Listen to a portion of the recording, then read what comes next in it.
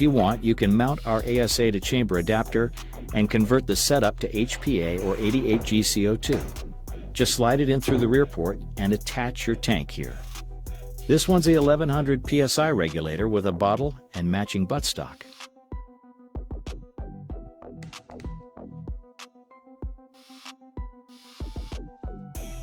But you can also run 88G CO2. Just make sure to use the right adapter, which you'll also find in our shop.